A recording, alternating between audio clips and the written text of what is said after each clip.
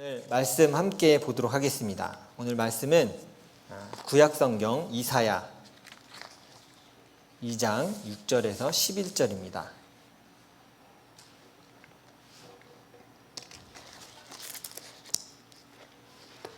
이사야 2장 6절에서 11절입니다.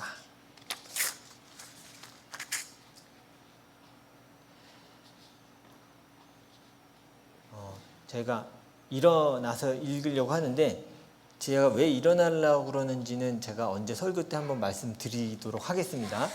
이 주보에 피시면 이 말씀이 제가 일어나라고 하는 이유예요. 나중에 한번 꼭 읽어보세요. 왜 우리가 일어나려고 하는지를. 자, 우리 일어나서 이사야 2장 6절에서 11절까지 정말 하나님의 말씀을 두려워하고 경외하는 마음으로 함께 봉독하도록 하겠습니다. 주께서 주의 백성 야곱 족속을 버리셨음은 그들에게 동방 풍속이 가득하며 그들이 블레셋 사람들같이 점을 치며 이방인과 더불어 손을 잡아 언약하였음이라. 그 땅에는 은금이 가득하고 보화가 무한하며 그 땅에는 마필이 가득하고 병거가 무수하며 그 땅에는 우상도 가득하므로 그들이 자기 손으로 짓고 자기 손가락으로 만든 것을 경배하여 천한 자도 절하며 귀한 자도 굴복하오니 그들을 용서하지 마옵소서. 너희는 바위 틈에 들어가며 진토에 숨어 여호와의 위엄과 그 광대하심의 영광을 피하라. 그날에 눈이 높은 자가 낮아지며 교만한 자가 굴복되고 여호와께서 홀로 높임을 받으시리라. 아멘. 자, 앉으시기 바랍니다.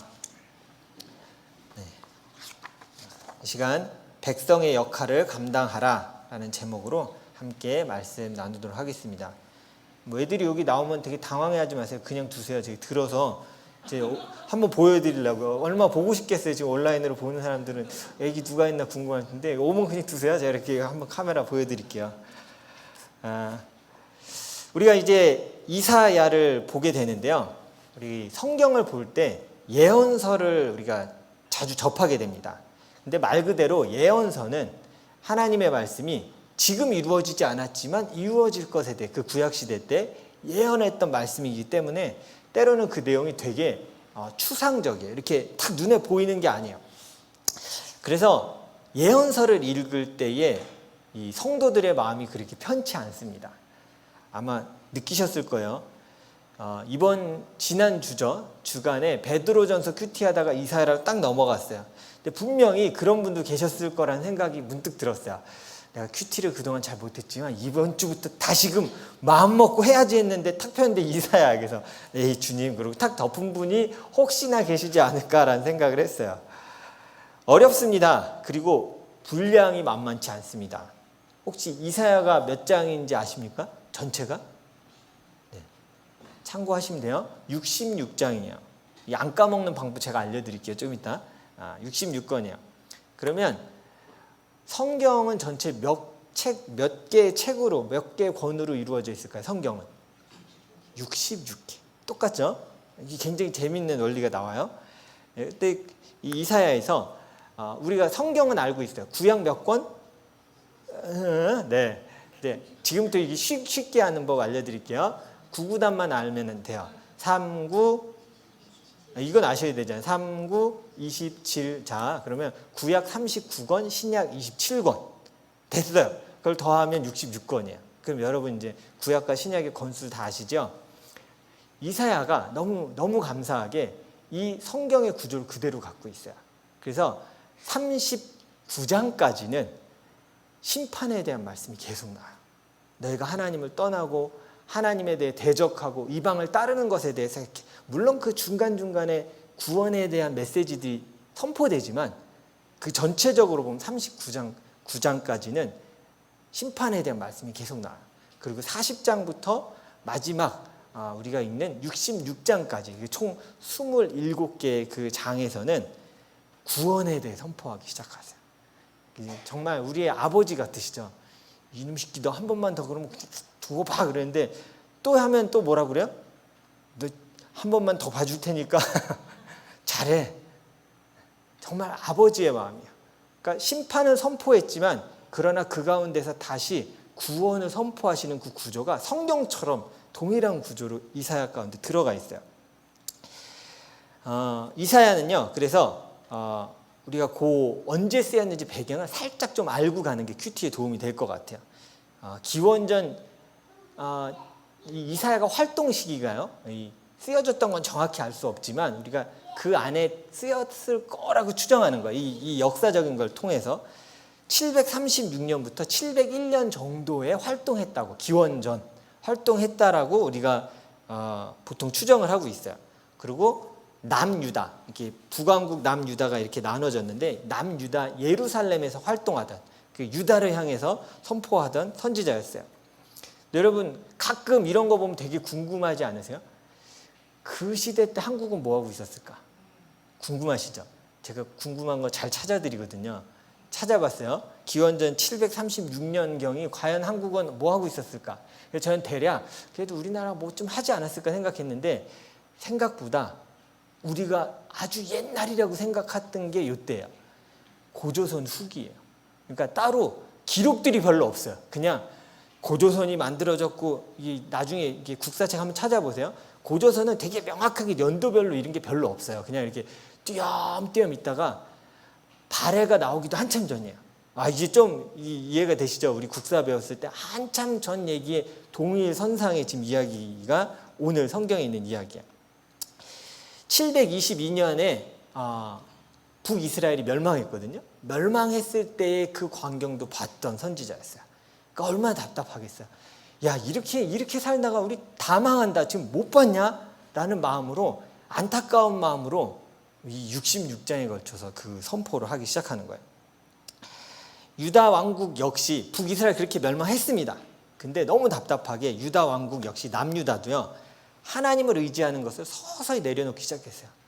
어느 이 역사를 봐도요. 한순간에 야, 하나님 그만 믿어. 우리는 이제 다른 신을 섬기자가 아니야. 항상 그래요. 서서히요. 서서히. 하나님을 믿었어요. 그러다가 하나님 70%, 세상 30%. 좀 더 시간이 가면 세상 50, 그 다음에 하나님 50. 더 시간이 가면 뭘까요? 세상 70, 하나님 30, 90, 10. 어느 순간 소수점. 하나님에 대한 인식이 없어지는 거예요. 그런 이렇게 줄어들어가는 하나님에 대한 인식이 줄어들어가고 있는 가운데 이사야가 그 하나님의 안타까운 마음을 가지고 선포하기 시작한 거예요. 원래 선지자가 아니었어요. 근데 하나님이 선지자로 부르신 거예요. 우리가 큐티를 하다 보면 많이 나올 거예요. 이 선지자로 부르심을 막 보게 될 거예요. 스스로 제단 숯불을 입술에 닿게 하고 뭐 이런 여러 가지 장면들이 지금 부르셔서 쓰시는 거예요. 성경을 보면 이제 우리가 큐티하면서 발견하게 될 텐데 도대체 자기 자녀잖아요. 이스라엘 백성. 왜 자녀를 버리기까지 하나님은 마음을 먹으셨을까? 오늘 우린 이걸 봐야 돼요. 큐티를 통해서도 이걸 아마 많이 보시게 될 거예요. 큐티하기에 이거 좀 어려운 책이긴 해요. 근데 분명한 건 이 이사야를 통해 뭘 얘기하냐면 하나님을 의지하지 않고 사는 인생에 대해서 어느 책보다도 구체적으로 얘기해요. 그렇게 살아가는 것이 어떤 결과를 낳을 건지를 굉장히 구체적으로 얘기하는 책이 이사야이기도 합니다. 그러면 하나님께서 이스라엘 백성을 버리신 이유에 대해서 오늘 말씀을 통해 좀 더 구체적으로 보도록 하겠습니다. 오늘 6절 말씀을 함께 더 읽어보도록 하겠습니다. 한번 더 덮지 마시고요. 자, 6절 성경 한 목소리로 읽도록 하겠습니다. 시작. 주께서 주의 백성 야곱 족속을 버리셨으면 그들에게 동방 풍속이 가득하며 그들이 블레셋 사람들같이 점을 치며 이방인과 더불어 손을 잡아 언약하였음이라. 오늘 성경은 하나님이 이스라엘을 버렸던 첫 번째 이유를 뭐라고 얘기하냐면 동방의 풍속이 가득했대요. 이게 뭐 우리 동방 예의지국 하니까 그런 게 비슷해요. 동쪽에 있는 지역의 나라들의 풍속을 따라한 거예요. 그 당시에 동쪽의 나라들은 누가 있었냐면 우리가 잘 알고 있는 아시리아, 아수르나 뭐 이 북쪽에 있는 뭐 여러 이방 민족들이 동쪽에 위치해 있었어요. 알고 계시겠지만 이스라엘이 이 해변이 이렇게 있으면 이스라엘 여기 있기 때문에 이쪽은 다 이방 민족이에요. 지금 거기에 대해서 얘기하는 거예요. 이방 민족의 풍속이 가득했대요. 이 어떤 게 들어있냐면 첫 번째는 우상 숭배가 가득했음을 얘기하는 거예요. 하나님을 예배하는 이 성전 중심의 예배가 되지 않고 성전은 아무데나 막 만들기 시작했어요. 이 당시에는 거룩한 예루살렘에서 와서 예배를 드릴 수 있도록 했는데 그게 다 깨졌던 거예요. 사마리아 말고도 역사를 보면요, 우리가 하나님을 예배할 수 있는 이 성전은 사마리아 예루살렘에 원래 있었는데 북이스라엘이 그걸 막기 위해 하나 세웠잖아요. 사마리아에. 그거 말고도 더 세웠어요. 그러니까 여러 곳에서 일단 여기서 섬겨, 남유다 내려가지 말고 그냥 하나님을 예배해, 말은 좋죠. 하나님을 예배하지 않은 게 문제였어요. 이방 풍속을 가져다가 예배에 넣고 거기서 다른 신을 섬기기 시작했던 거죠. 하나님을 예배한다고 하면서 자신들을 지켜줄 것은 이 땅에 있는 다른 것이라고 믿기 시작한 거야. 다른 나라들도 다른 지역 모든 민족들이 섬기는 거 보니까 하나님 예배하는 거랑 다르거든요. 뭔가 다이나믹한 것 같아요. 막 펄떡펄떡 뛰기도 하고. 그래서 그것들을 예배 갖고 와요. 그래서 하나님이 아닌 다른 신을 섬기기 시작하는 것들이 전역에 퍼지기 시작한 거예요. 다른 사람들이 그렇게 사니까 따라하기 시작한 거예요. 이걸 잘 아셔야 돼요. 그러면 이웃나라 블레셋처럼 점을 친다라는 표현이 나왔는데요. 블레셋은 사실 동쪽에 있는 나라는 아니에요. 약간 서남쪽에 있는 나라인데, 여러분 제가 질문 드릴게요. 사람이 점을 왜 칠까요? 점 본다고 그러잖아요. 미래를 보기 위해서. 근데 미래를 왜 보고 싶을까요? 근본으로 들어가야 돼요. 불안하니까요. 그죠? 되게 불안해서요. 나 잘 모르겠는데 이걸 뭔가 좀 알면 잘할 수 있겠어요. 우리 가끔 그런 생각하지. 내가 알면 이렇게 안 살았을 텐데. 여러분 다 그 고백 다 하셨잖아요. 내가 이렇게 살 거 알았으면 내가 고등학교 때 진짜 공부 열심히 할 걸. 우리 다 그런 미래를 알았다면 다 후회하는 그 마음들이 우리 안에 있어요. 사람은요, 불안할 때 점을 봅니다. 무당, 부족, 굿하는 거, 점치는 거. 여러분 이게 내가 원한 대로 이게 잘 돌아갈 때 그거 할 것 같으세요? 안 해요. 원한 대로 다 되면 절대 안 찾습니다. 지금 우리가 어려운 시대에 살아가고 있잖아요. 이 시대가 점 보는 사람들한테는 호황기예요. 우린 그 생각 안 했죠. 그 사람들은 최고의 호황기를 맞이한 거예요. 모든 사람이 불안해하죠. 미래를 알 수 없죠. 어떻게 살아야 돼 할 때 교회로 오면 너무 좋겠지만 인간의 그 악한 본성이 하나님을 찾지 않게 해요. 하나님이 아닌 다른 것을 의지하게 만드는 거예요. 하나님을 믿는다고 하면서 때로 점을 보는 사람들도 있어요. 뜨끔하실 수도 있어요. 네. 그러나 과거는 지나갔으니까 회개하고 하나님 내가 이제 다시는 그러지 않겠습니다 하셔야 돼요.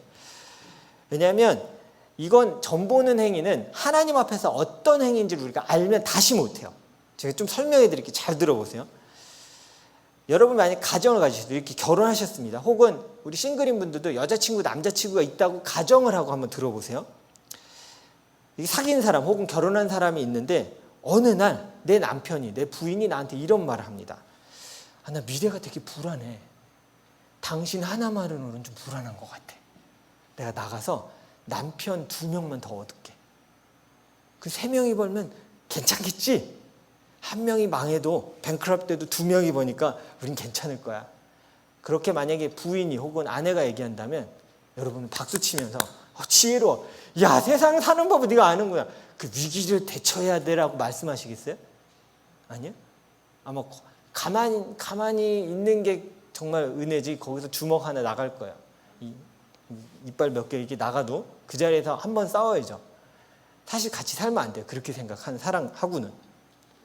배우자가 이런 말 한다면 우린 말도 안 되는 소리에 이렇게 얘기하겠지만 성경에 딱 맞는 표현이 있어요.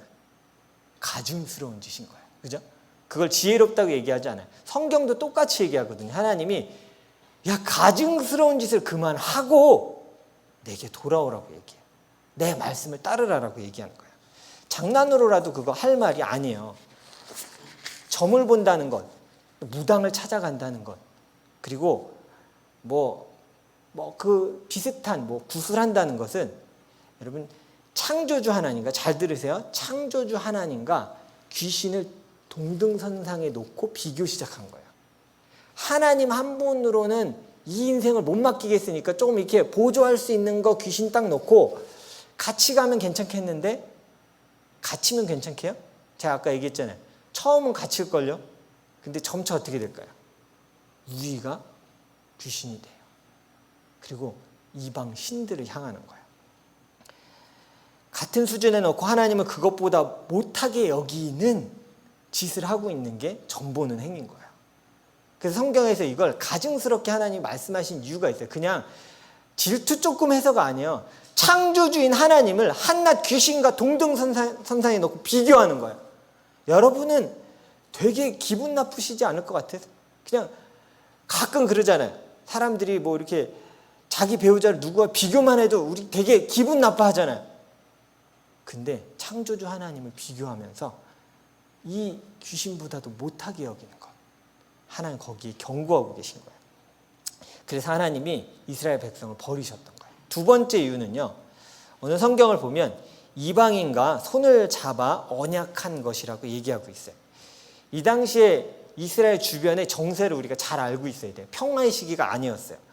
강대국이 있었고요. 우리가 잘 알고 있는 이 아수르란 나라가 그 당시에 최고의 강대국이었어요. 그리고 잘 알고 있는 이집트도 있고 있지만 이집트 계속 있어요. 우리가 출애굽하고 이집트 망했는지 알고 그냥 다 넘어가시더라고요. 강대국으로 항상 있었어요. 이스라엘 밑에 있었습니다. 여러 나라가 서로 싸우고 그 중간에 낀 작은 나라들은 그때 그럼 뭐 해야 될까요? 줄 잘 서야 되는 거예요. 어디에 붙을까? 어디에 서야 이 난국에 우리가 살아남을까가 그들의 관심사였던 거예요. 그래서 끊임없이 정세를 보면서 어디에 붙을지를 생각하고 있는 거예요. 근데 잊은 건 뭐냐면 하나님께 붙을 생각을 안 한 거예요. 똑같은 거예요.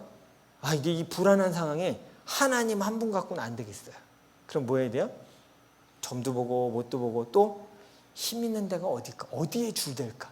어디에 누구를 의지해서 내가 이 난국을 헤쳐나갈까를 찾기 시작하는 거예요. 그래서 동맹 정책이 그 당시에 중동 지역에 사실은 전략적으로 정치적으로 대세였어요. 여기부터 저거부터 이스라엘만 한 게 아니었어요. 그냥 여러 나라들이 다 하니까. 근데 중요한 건 이거예요. 하나님의 백성이 세상의 방법을 따라하기 시작한 거예요. 저렇게 정치하는 거구나. 저렇게 붙어서 살아남는 거구나. 위기 때 하나님을 붙들고 하나님께 기도하면서 하나님 내가 죽을지라도 아버지 하나님만을 붙들겠습니다가 아니라 이게 저 옆집 내 친구도 이렇게 하고 쟤도 이렇게 하면 이게 맞을 것 같아라고 돌이킨 거예요. 내 아버지 하나님이 계시는데 어느 순간 의지가 잘 안 된다는 생각을 한 거예요. 그리고 돌이키기 시작한 거예요. 하나님을 의지하고 기도함으로 위기를 이겨낼 생각하지 않고 주변 힘과 나라 힘들로 이겨내려고 한 거죠. 누가 내 주인인지 잊은 거예요. 전략적이라고 표현할 수 있겠지만 전략적인 게 아니라 세상적인 거예요. 이건 제가 한번 이거를 현대시대에 확 느낄 수 있는 방법이 없을까 생각을 했어요. 근데 있더라고요. 여러분 다 경험해 보셨을 거예요. 지금 제가 딱 설명하면 여러분 화가 확 나실 수도 있어요. 먼저 심호흡을 하시고 화가 나지 않을 거야 라는 딱 작정을 하고 잘 들으세요. 제가 또 하나 설명해 드릴게요. 가끔 레크레이션 시간에 게임 중에 얘기했습니다. 인원수 게임이 있어요. 자, 4명 그러면 막 돌다가 하다 4명 그러면 막 4명 이렇게 해요. 근데 그 게임의 원리를 여러분 잘 아세요? 처음 시작은 짝수로 해요. 잘 모르셨죠? 짝수로 할 때는 별 문제가 안 터져요. 부부끼리 붙으면 몇 가족 모이면 되거든요. 5명, 6명 그러면 3가족 모이고 돼요. 8명 뭐 이렇게 모이면 돼요. 청년들끼리는 뭐 상관없어요. 막 이렇게 모일 수 있어요. 근데 문제는 어디서 나오냐면 짝수에서 홀수로 딱 전환될 때요. 가정끼리 있는데 커플끼리 있는데 5명! 자, 여러분 이제 어떻게 하시겠어요? 근데 여기서 가끔 발생해요. 장난이 심한 사람들이나 혹은 별로 생각이 없는 분들이 4명 그러는 순간 둘이 있으면 안 되니까 배우자를 두고 여기 붙어요. 그리고 여기 살았어요. 난 살았어. 야, 살았어. 근데 저기서 눈에 불꽃이 나는 사람 한 명 있는 거야. 누구예요? 내 배우자 떨어졌어요. 그냥 게임이에요. 지금 잠깐 화나실 텐데 잠깐 잠재우세요. 그게 게임이에요. 여러분이 게임을 한다고 쳐도 여러분의 배우자가 7명 그런데 여러분 버리고 탁 쌍꺼풀에 붙어서 야 하는 순간을 상상해 보세요. 그럼 뭐라고 얘기하시겠어요? 넌 참 지혜롭구나. 세상을 사는 방법은 넌 아는 자야 라고 얘기하실 거예요. 아마 꾹 참았을 거예요. 그 자리에서 일명 불꽃 싸다구로 날릴 거를 꾹 참고 집에 가서 보자 이런 마음이 딱 들 거예요. 부부관계도 사실 그 게임만 해도 부부관계가 틀어지거든요. 커플이 만약에 그런 걸 경험했다면 결혼하면 안 돼요. 그 사람과는 하면 안 돼요. 위기에 날 버릴 수 있어요. 그냥 게임이어도 우리가 빈정상해요. 근데 여러분 지금 창조주 하나님, 내 백성이라고 그렇게 아꼈던 백성이 뭐 한 거냐면 위기가 딱 닥치니까 하나님 안 될 것 같으니까 난 애굽, 난 아시리아 갑자기 붙은 거야. 하나님 쳐다보지도 않아. 지금 하나님 눈은 불타오르고 있는 거야. 이사야는 하나님이 불타오르는 눈동자로 얘기하는 거야. 야, 내가 너를 그렇게 사랑했고 내 백성이라고 여겼고 너를 위해 내 모든 것을 다 했는데 넌 지금 무엇을 하고 있느냐. 안타까워하면서 이사야가 하나님의 말을 대변하기 시작하는 거예요. 세 번째는요, 하나님이 이스라엘 백성을 버렸던 이유는 세상을 부러워했기 때문이에요. 7절을 우리가 함께 읽도록 하겠습니다. 7절 함께 읽겠습니다. 시작. 그 땅에는 은금이 가득하고 보화가 무한하며 그 땅에는 마필이 가득하고 병거가 무수하며. 이스라엘 백성들은요, 다른 나라의 부유함, 리치니스를 되게 부러워했어요. 이야, 저렇게 살 수 있다니, 저렇게 많은 것도 누리며 살 수 있다니 라는 생각을 갖고 있었어요. 근데 여러분, 우리가 가끔 착각하는데 지금 이스라엘 백성이 남유다 북이스라엘 막 나눠서 어쨌든 살고 있는데 그 땅이 어떤 땅인지 혹시 기억하십니까?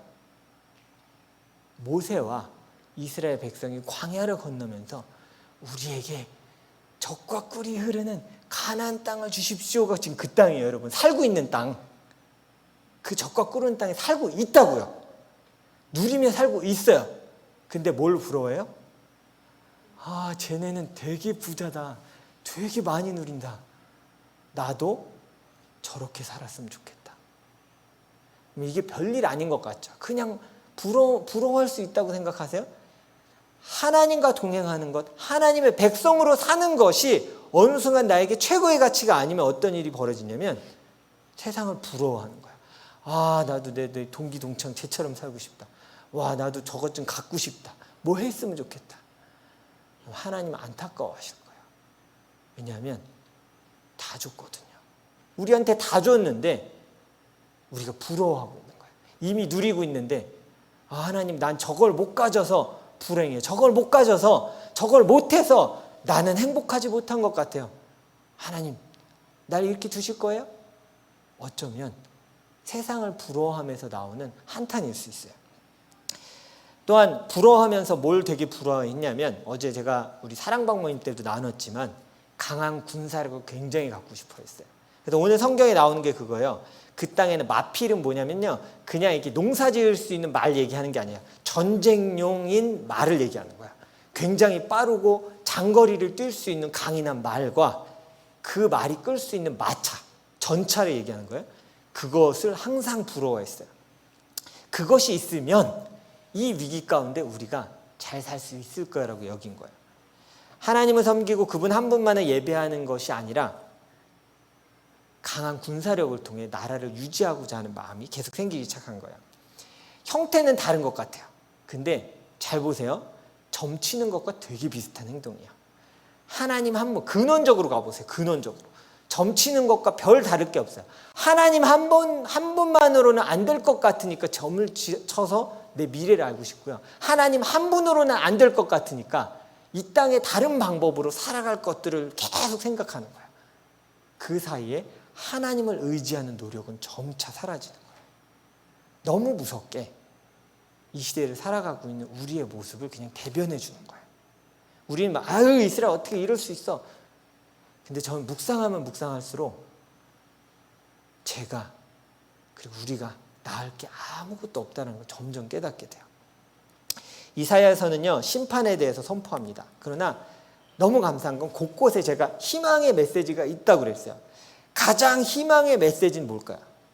이거 발견하실 수 있는 분이 계실까요? 이미 발견하셨을 수도 있어요. 바로 메시아에 대한 예언들이에요. 이사야에 나오거든요.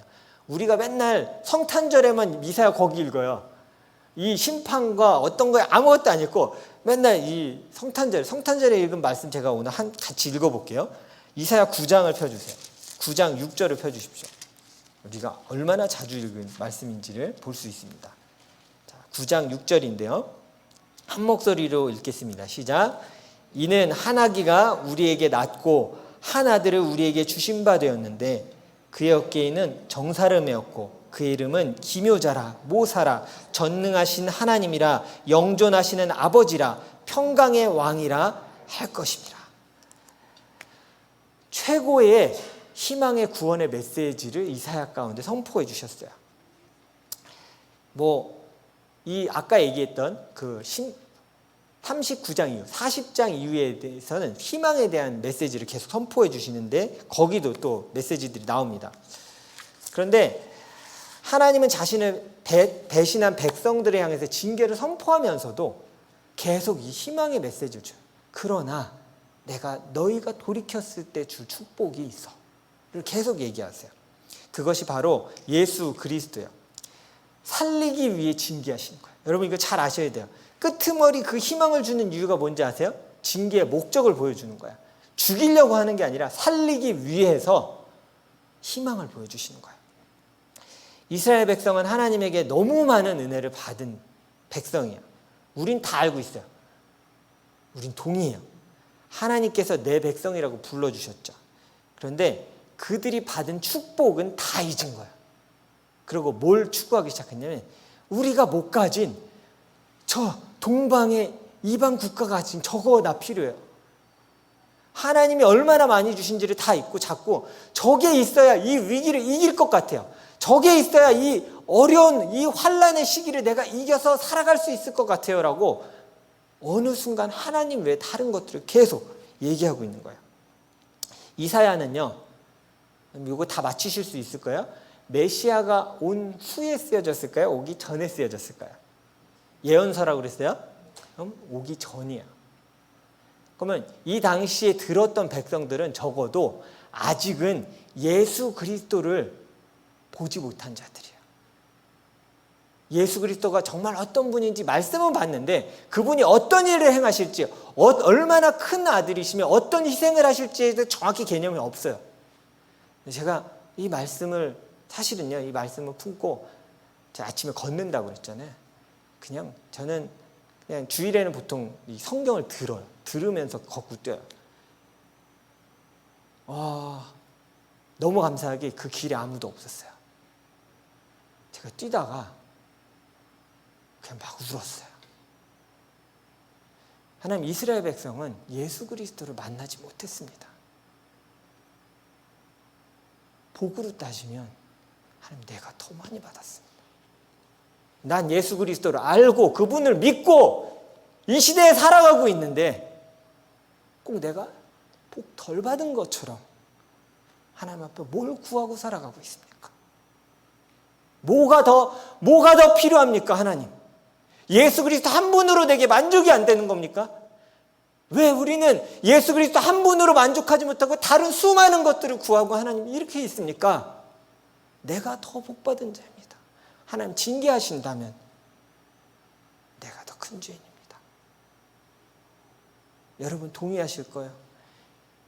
예수 그리스도가 여러분 주인이십니까? 우리 그분 다 믿고 살아요. 이미 이사야에 살던 이 시대 사람들은 받지도 못했던 복을 우리는 이미 갖고 살아가요. 근데 거기에서 우리가 얘기해요. 이것만으로 이 시대를 내가 못 이겨낼 것 같습니다. 예수 그리스도 한 분으로는 이 위기를 내가 못 이겨낼 것 같아요. 그럼 방법이 뭘까? 방법이 뭘까를 생각할 것이 아니라 내가 아버지 하나님께 무릎 꿇어야겠다요. 내가 온전히 예배드리지 못했다면 내가 온전히 예배드려야 하겠다요. 무엇으로 살아남을까가 아니라 무엇으로 하나님 앞에 다시 드릴까가 이 이사야의 핵심인 거예요. 너희가 어떻게 살아남을까를 궁리하지 말고 어떻게 내게 돌아올지, 내 앞에 예배할지를 다시금 점검하라고 말씀하시는 거예요. 우리는 어느 때보다도 불안해하는 시기에 이제 살아가고 있습니다. 누구는 되게 높은 데 사는 것 같아요. 근데 나는 한없이 낮은 곳에 사는 것 같을 때가 있어요. 누구는 부자로 사는데 나는 가난하게 살고, 누구는 되게 건강한데 난 건강하지 못한 것 같을 때도 있어요. 그리고 누구는 권력을 엄청 갖고 있는데 난 힘도 없어, 이민자야, 할 줄 아는 것도 없어, 언어도 안 돼, 이게 뭐야, 절망하면서 살아갈 수도 있어요. 그런데 이런 시대에 우리를 이 땅에 보내신 이유는요, 예수 그리스도를 믿고 이 세대에 쓸려가지 않게 하기 위해서요. 여러분, 하나님의 백성을 이 땅에 안 보내면 세상은 그냥 다 멸망해요. 그걸 막을 자들이 있어야 되잖아요. 하나님의 나라로 회복시켜갈 사람들이 있어야 되잖아요. 그 남긴 자가 있어야 되잖아요. 여러분은, 그리고 저는 그런 자로 부름 받은 자예요. 복이 없어서, 받은 것이 없어서 그거 내가 아직은 못해요, 난 더 커야 돼요, 더 많이 받았고 더 축복받아야지 그 일을 할 수 있을 것 같아요. 아니요, 이미 충분히 받았습니다.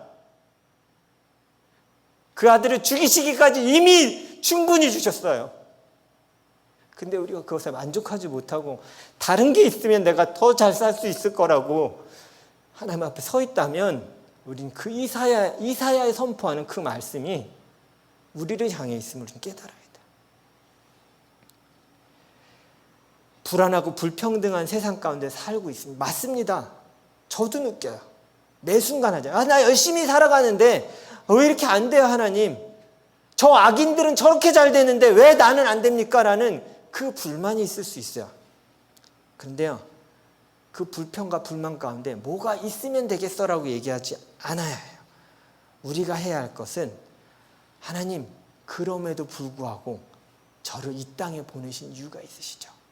하나님 백성으로 부르신 그 역할이 저에게 있는 거지요. 예, 있어요. 하나님이 원하시는 건 그냥 두면 이 멸망한 세상 가운데 우리를 부르셔서 정화의 역할을 주신 거예요. 썩어져가고 있다면 다시금 회복할 수 있는 그 희망의 불씨를 우리 각각에게 심어주신 거예요. 우리 얼마나 귀한 존재인지 몰라요. 그렇게 귀하지 않았다면 예수 그리스도를 주시지 않았어요. 그 존재로 우리를 부르셨기 때문에 각 자리에서 살아가라고 힘주시고 성령을 주시고 매 순간 말씀으로 이끄시는 거예요. 내 아들 예수 그리스도 너에게 보낸 이유는 내 자녀가 되어 내 백성이 되어 이 땅 가운데 살아가라고 부르신 거예요.